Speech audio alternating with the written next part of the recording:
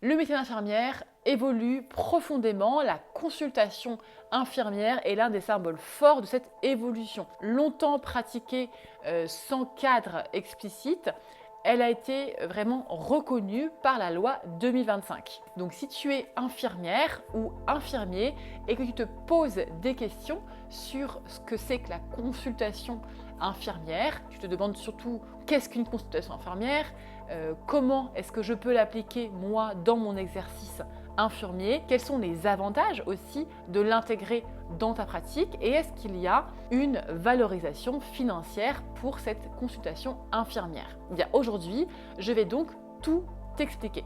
Alors reste bien jusqu'au bout de la vidéo parce qu'on a plein de choses intéressantes à voir ensemble. Si tu suis ma chaîne, tu sais que je suis passionnée par l'évolution de notre métier d'infirmière.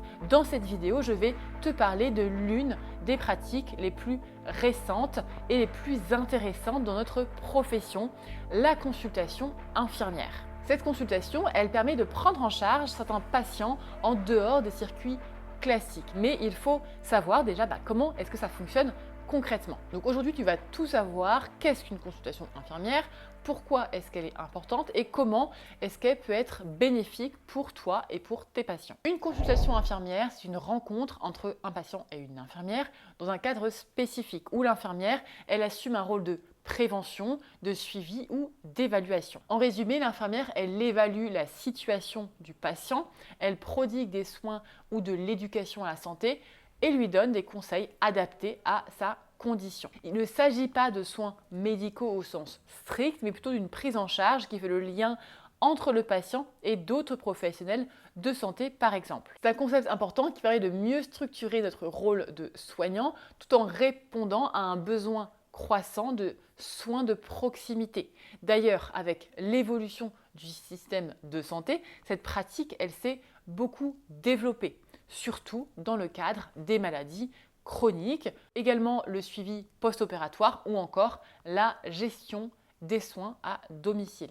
Alors, comment est-ce que ça se passe concrètement une consultation? Première chose, accueil du patient. Tout commence donc par une écoute attentive afin de comprendre bien sûr les besoins du patient. C'est un moment crucial pour poser les bonnes questions, le fait de bien cibler aussi la situation du patient. Deuxième chose, deuxième étape, l'évaluation de l'état de santé. Tu vas donc procéder à une évaluation clinique, donc prise de constante, entretien sur l'historique de la maladie, etc. Troisièmement, donc le plan d'action et les conseils. Donc à partir de ce diagnostic, tu vas pouvoir établir un plan d'action, souvent composé de recommandations de soins, de prévention et même d'une orientation parfois vers d'autres professionnels de santé si c'est nécessaire. Dernière étape, la conclusion et la planification des suivis. Donc tu fixes un suivi si besoin en t'assurant que le patient a bien compris et peut appliquer les conseils donnés. Le tout dans un cadre bien sûr bienveillant, bien entendu toujours dans le respect de